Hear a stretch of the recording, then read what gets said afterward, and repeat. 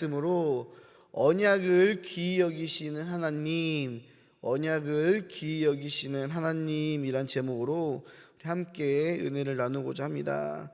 하나님은 언약의 하나님이며 우리들은 하나님의 언약 백성입니다. 하나님께서 그의 백성들과 한 언약을 결코 잊지 않으시는 하나님이시라 하였습니다. 그리고 그 언약을 귀하게 여기시는 하나님이신 줄을 우리가 믿으시기를 바랍니다. 그렇기 때문에 이 언약을 귀히 여기시는 하나님께서는 때때로 이 언약을 소홀히 여기는 하나님의 백성들을 바라보시며 진노하시기도 한다라는 거예요. 왜냐? 하나님이 백성들을 위하여서 세운 이 언약이기 때문에, 하나님이 소중하게 여기는 언약이기 때문에 이 백성들이 그 언약을 무시하거나 잊어버리거나 소홀히 할 때 하나님도 화가 나신다라는 거예요. 그러므로 우리들도 하나님께서 우리와 하신 이 언약들을 귀히 여기며 그 언약을 소홀히 여겨서는 안 될 줄을 믿습니다. 먼저 언약을 신뢰하는 사람은 하나님의 말씀에 순종해야 합니다. 우리 1절의 말씀을 합독하겠습니다. 모세가 대답하여 이르되 그러나 그들이 나를 믿지 아니하며 내 말을 듣지 아니하고 이르기를 여호와께서 내게 나타나지 아니하셨다 하리이다. 아멘. 하나님의 부르심에 오늘 말씀의 모세는요, 이상하게 소극적인 모습을 보입니다. 말로는 이스라엘 사람들이 자신을 믿지 못하겠다라고 말하지만 사실 그 말 속에 있는 본심은 모세 자신도 지금 하나님에 대하여 여전히 불안해하며 신뢰하지 못하는 그런 연약한 믿음이 있음을 우리는 알 수 있어요. 그 이유가 무엇일까요? 나 자신의 실패가 그의 인생에 큰 걸림돌이 되었기 때문입니다. 그래서 성경학자들은 이 일전에 히브리어가 누가 너를 우리를 다스리는 재판관으로 삼았느냐라고 이렇게 말하면서 이제 모세를 고발하고 그로 인해 모세가 쫓겼잖아요. 이 말이 평생을 모세를 괴롭혔을 것이다 라고 말합니다. 우리 사도행전 7장 35절의 말씀도 우리 함께 합독하겠습니다. 그들의 말이 누가 너를 관리와 재판장으로 세웠냐 하며 거절하던 그 모세를 하나님은 가시나무 떨기 가운데서 보이던 천사의 손으로 관리와 속량한 자로 보내셨으니. 아멘. 큰 실패를 경험했던 모세는요, 이미 자신을 신뢰하지 못했어요. 그리고 더 나아가 하나님을 신뢰하지 못했습니다. 그래서 순종하지 못하고 주저했다라는 거예요. 우리는 나 자신의 실패와 다른 사람들의 어떠한 시선과 말 가운데에 흔들리지 말고 오직 하나님과 나에게 해주신 그 언약의 말씀을 신뢰하고 그 말씀에 순종이 될 줄을 믿습니다. 두 번째로, 언약을 신뢰한 사람은 부르심을 회피하지 않는다라는 거예요. 언약을 귀히 여기신 하나님께서 나를 부르고 내게 맡겨주신 것에는 큰 섭리와 계획이 있다는 것을 깨닫고 우리는 우리를 부르신 하나님께 감사하며 또 그 뜻에 응답할 줄 알아야 된다는 것입니다. 하나님께서는 우리들에게 감당하지 못할 일들을 결코 주시지 않아요. 내가 감당하지 못할 것 같은 일들도 하나님께서는 늘 돕는 손길을 통해서 감당하게 하시는 분이신 줄을 우리가 믿으시기를 바랍니다. 우리 10절부터 16절의 말씀을 합독하겠습니다. 모세가 여호와께 아뢰되 오 주여, 나는 본래 말을 잘하지 못하는 자이니라. 주께서 주의 종에게 명령하신 후에도 역시 그러하니 나는 입이 뻣뻣하고 혀가 둔한 자이니이다. 여호와께서 그에게 이르시되 누가 사람의 입을 지었느냐? 누가 말 못하는 자나 못 듣는 자나 눈을 밝은 자나 맹인이 되게 하였느냐? 나 여호와가 아니냐? 이제 가라. 내가 너희가 함께 있어서 할 말을 가르치리라. 모세가 이르되 오 주여, 보낼 만한 자를 보내소서. 여호와께서 모세를 향하여 노하여 이르시되 레위 사람 내 형 아론이 있지 아니하냐?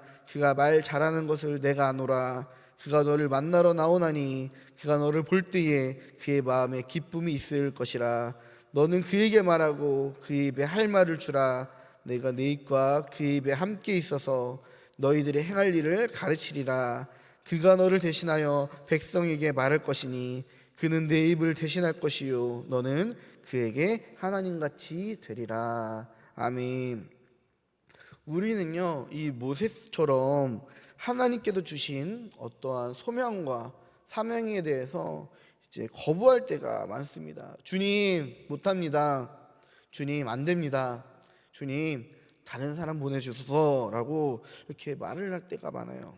그러나 이러한 것들이 이제 하나님의 진노가 될 수 있음을 우리는 기억해야 된다는 거예요. 왜냐? 하나님께서는 오래전부터 모세를 택하셨고 그를 통해 이스라엘의 이 생육번성 충만과 구원을 예비하셨어요. 그러나 모세는 이러한 하나님의 계획과 섭리에 변명하고 하나님의 뜻을 거부하고 회피하였다라는 거예요. 왜냐? 모세는 여전히 자신을 신뢰하지 못하고 하나님을 신뢰하지 못했기 때문입니다. 하나님의 일에 있어서 우리들이 기억해야 될 것은 나의 능력과 나의 생각과 나의 환경과 나의 상황과 나의 지혜보다 중요한 것이 하나님을 신뢰하며 주의 말씀에 순종하는 것임을 우리가 믿으시기를 바랍니다. 마지막으로 언약을 귀히 여긴 하나님처럼 우리들도 하나님의 언약을 귀하게 여겨야 된다는 거예요. 우리 24절부터 26절의 말씀을 합독하겠습니다. 모세가 길을 가다가 숙소에 있을 때에 여호와께서 그를 만나사 그를 죽이려 하신지라. 십보라가 돌칼을 가져다가 그의 아들의 포피를 베어 그의 발에 갖다 대며 이르되 당신은 참으로 내게 피난편이로다 하니 여호와께서 그를 놓아주시니라. 그때의 십보라가 피난편이라 함은 할례 때문이었더라. 아멘. 모세는 결국 하나님의 말씀에 복종, 억지로 하는 거죠. 억지로 복종하여서 애굽으로 떠나게 됩니다. 그런데 그 가는 길에 하나님께서 모세를 죽이려 하시는 일이 생겨납니다. 이 부분만 보면 우리는 하나님에 대해서 오해할 수가 있습니까? 하나님의 말을 이해하기 어려울 수 있습니다. 하나님 보냈습니다. 왜 갑자기 모세를 죽이려고 하지? 하나님 왜 그러시지? 하면서 우리는 의문이 생길 수가 있어요. 그러나 그만큼 하나님께서 언약을 얼마나 귀하게 여기신지를 우리는 하나님의 그 마음을 깨달아야 된다라는 거예요. 할례가 무엇일까요? 할례는 언약 백성을 나타내는 증표예요. 그리고 유대인은 남자아이가 태어나면요, 태어난 지 8일째에 할례를 받게 하였습니다. 모세는 이제 레위 가정에서 태어났기 때문에 당연히 할례를 받았죠. 왜냐하면 이제 석 달 후에 이제 바로의 공주에게 보내준 거니까. 그러나 이 모세의 두 아들은 그러지 못했다라는 거예요. 우리 생각해 볼까요? 모세가 40살이었었죠. 40살에 미디안 광야로 했고 하나님의 부르심을 받았을 때가 80살이에요. 그러면은 적어도 이 두 아들의 나이는 이제 아무리 못해도 20살은 넘었겠죠. 네. 그렇기 때문에 우리들은 여기에서 의문이 생겼을 것입니다. 왜 모세는 자신의 아들들에게 할례를 행하지 않았을까? 왜냐하면 이러한 부분 가운데서 모세의 어떠한 원망의 마음이 달려있을 것이다라고 학자들은 얘기합니다. 모세가 어떤 사람이었습니까? 우리가 사도행전 7장 23절부터 25절의 말씀을 합독하겠습니다. 나이가 40이 되매 그 형제 이스라엘 자손을 돌볼 생각이 나더니 한 사람이 원통한 일을 당함을 보고 보호하여 압제받는 자를 위하여 원수를 갚아 애굽 사람을 쳐 죽이니라. 그는 그의 형제들이 하나님께서 자기 손을 통하여 구원해 주신 것을 깨달으리라고 생각했으나 그들이 깨닫지 못하였더라. 아멘. 모세가 어떻게 했어요? 제가 저번에 이제 얘기했었지만 그 장성한 나이 40대쯤에 자기를 부르신 소명과 사명을 가지고 자기 힘으로 하나님이 도와주실 것을 믿고 이제 애굽 사람을 쳐 죽였어요. 그런데 결국은 어때요? 그게 하나님의 뜻이 아니었죠. 애굽 사람을 쳐 죽였지만 나는 민족을 위한 일이었지만 난 하나님의 구원 사역을 위한 일이라 생각했지만 하나님의 뜻은 그때가 아니었다라는 거예요. 하나님은 침묵하셨습니다. 그리고 그로 인해 모세는 도망자여 실패한 인생이 되었다라는 거예요. 만약 모세가 하나님을 그동안 온전히 신뢰하고 하나님의 언약을 귀하게 여겼다면요, 여전히 하나님이 나를 사용하실 거라는 어떤 소망과 기대를 잃어버리지 않았을 거예요. 실족하지 않았을 거랍니다.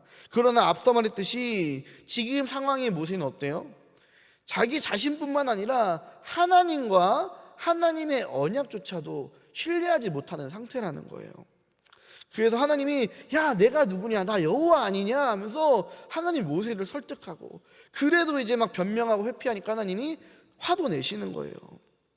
최종적으로 모세는 하나님의 부르심 받고 애국으로 가는 이런 가운데서도 온전히 하나님을 신뢰하지 못하고 언약을 온전히 지키지 못했습니다. 그렇기 때문에 그는 유대인의 정통성이자 하나님의 명령인 곧 언약 백성의 표징인 이 할례를 두 아들에게 행하지 않은 채 여전히 애굽 이스라엘 백성으로 향하고 있었다라는 거예요. 내가 하나님의 언약을 믿지 못하면서, 내가 하나님의 언약을 소중히 여기지 못하면서 어떻게 하나님의 구원 계획을 말할 수 있겠습니까? 심지어 이 모세는 하나님의 말씀을 받아 애굽으로 향하기까지도 여전히 두 아들에게 할례를 행하지 않았다라는 거예요. 이는 여전히 그의 신앙과 이 순종과 복종에 대한 이런 모습 가운데에, 하나님과의 관계 가운데에 해결되지 못했던 부분이 있었다라는 것을 나타내는 것입니다. 애굽으로 가는 여정에서도 여전히 하나님의 언약을 신뢰하지 못하고 억지로 마지못해 애굽으로 향하는 모세를 향하여 하나님께서는 크게 진노하셨다라는 거예요. 혹시 우리도 이러한 삶을 살고 있지는 않을까요? 하나님을 믿는다고 말하면서 하나님의 약속에 대한 어떠한 기대와 소망 없이 마지못해서 억지로 교회는 나오지만 정작 하나님의 말씀을 신뢰하지 못하면, 아유, 저건 내게 주신 말씀은 아닐 거야, 아유, 나는 하나님이 은혜 안 주시나 보다, 아유, 하나님의 이런 거는 좀 다른 사람을 위한 말씀인가 보다 하면서 나에게 주신 이 언약을 잊으면서 또는 포기하면서 살고 있지는 않은가요? 나의 신앙과 순종 가운데에 여전히 해결하지 못한 부분들이 남아있지 않을까요? 내가 어느 부분은 순종하지만, 마지못해서 순종하지만 정말 중요한 것에 대해서는 여전히 하나님과 타협하지 못하며 그렇게 신앙생활하고 있지는 않을까요? 하나님의 언약을 소홀히 여기면서 하나님께서 주실 어떠한 은혜만 구하며 살아가는 이런 어떤 모순적인 삶을 우리들이 살아가고 있지는 않을까요? 하나님께서는 언약을 매우 귀하게 여기시는 분이에요. 하나님께서 진노의 징계의 매를 들기 전에 우리가 온전히 하나님께 나의 삶을 드리기를 간절히 소망합니다. 우리는 하나님의 언약 백성임을 늘 기억해야 돼요. 그리고 그 언약을 귀하게 여겨야 돼요. 그 언약을 신뢰해야 되고요, 이 언약 안에서 살아가기를 간절히 축복합니다. 다행히 모세에게는요 지혜로운 아내 십보라가 있었어요. 십보라는요 그 와중에도 하나님의 뜻이 무엇인가를 깨달았어요. 하나님께서 모세를 죽이려 하자 십보라는 머리가 잘 돌아간다면, 갑자기 왜 내 남편을 죽이려고 하지? 네, 우리 아들이 할례를 안 했구나. 그래서 즉시 달려가 그 두 아들의 포피를, 성인 남자일 거 아니에요. 그런데 그 즉시해서 이제 하나님의 진노를 멈추게 해요. 그러면서 아이고 이 사람아, 당신은 정말 나한테 왼수 같은 사람이다, 피난편이다 라고 말하는 게 오늘 말씀인 거예요.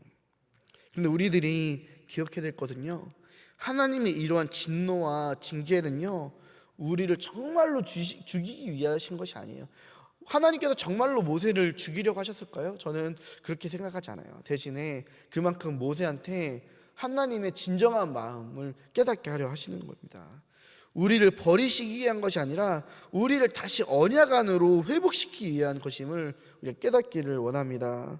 그만큼 하나님께서 언약을 귀하게 여기시며 언약 백성인 우리를 사랑하시며 또 우리를 귀하게 여기시는 분이심을 우리가 믿으시기를 바랍니다. 그런데 놀라운 것은 이 언약이 오늘날 뭐예요? 예수 그리스도라는 거예요. 예수 그리스도.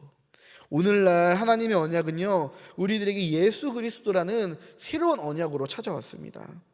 그럼 우리가 어떻게 해야 돼요? 예수 그리스도를 더욱 귀하게 여기를 원합니다. 언제부턴가 저도 이제 가끔씩 이제 그래요. 십자가를 바라봐도 아무런 감흥과 감동이 없을 때가 많아요. 분명 이제 십자가를 보면은 나를 위해서 죽으신 그 하나님의 놀라우신 사랑, 예수 그리스도의 이 고난과 이런 것들이 생각이 나야 되는데, 때로는 십자가를 봐도 아무런 감동이 없을 때가 종종 생긴다라는 거예요. 왜일까요? 우리가 이제 하나님에 대한 어떠한 소망과 기대가 약해졌을 때 그래요. 하나님이 정말 나를 구원해 주셨을까? 이런 것들이 내게 너무 익숙해졌기 때문에. 그럴 때 우리들이 더욱더 예수님을 사랑하기를 원합니다. 우리가 십자가 보혈의 은혜를요 정말 귀하게 여겨야 돼요. 누군가가 그랬죠. 하나님의 은혜는 값없는 은혜지만 너무도 값비싼 은혜라고. 그런데 우리는 이 하나님의 은혜가 값없이 내게 주어지니까 이것을 싸구려 은혜로 이렇게 생각할 때가 너무도 많다라는 거예요. 그냥 내가 달라고 하면 그냥 언제든지 주어지는 은혜? 너무 쉽게 그냥 내가 하면은 주시는 이런 값싼 은혜가 될 수가 있다라는 거예요. 그러나 우리들이 이 십자가 보혈의 은혜가, 나의 죄를 용서해 주신 은혜가 얼마나 큰지를 귀하게 여기를 간절히 소망합니다. 또한 부활과 영생도 우리들이 부활한디야, 또 죽으면은 뭐 영생한다, 그냥 막연하게 그냥 하는 것이 아니라 이것이 정말 우리들의 삶 가운데, 우리의 인생 가운데 얼마나 큰 은혜인지를 우리가 또한 감사할 수 있어야 된다는 거예요. 날마다 이러한 하나님의 언약 가운데에서 감사하며 살아갈 수 있는 그런 귀한 언약 백성이 우리들이 되기를 간절히 축복합니다. 우리는 모세처럼 하나님의 언약을 온전히 지키지 못하는 연약한 사람이에요. 때로는 이 언약을 이제 소중하게 여기지 않고 잊어버리는 것이 바로 우리의 인생입니다. 그러나 하나님께서는요 언약을 포기하지 않으시는 신실하신 하나님이에요. 하나님께서는 예수 그리스도를 통해 우리에게 새 언약을 세우셨고, 그 언약 안에서 오늘도 우리를 붙드시고 끝까지 인도해 주시는 분이심을 믿으시기를 바랍니다. 그러므로 언약을 귀하게 여기신 하나님처럼 우리도 하나님께서 우리들에게 허락하여 주신 이 언약을 온전히 신뢰하고 귀하게 여기는 그런 저와 우리 성도님들 되시기를 주님의 이름으로 축복합니다. 기도하겠습니다. 하나님, 우리와 언약하시고 그 언약의 삶을 살게 해주신 하나님 감사합니다. 언약을 귀히 여기시는 하나님, 그 언약을 이루시기 위해 오늘도 일하시는 신실하신 하나님을 우리가 바라보기를 원합니다. 우리도 하나님처럼 이 언약을 귀하게 여기며 하나님의 언약을 신뢰하며 살게 하여 주옵소서. 특별히 예수 그리스도를 통해 이루실 이 새 언약에 감사하며 날마다 거듭나며 부활과 영생을 소망하며 살아가는 하나님의 귀한 언약 백성 되게 하여 주시옵소서. 예수님의 이름으로 기도합니다. 아멘.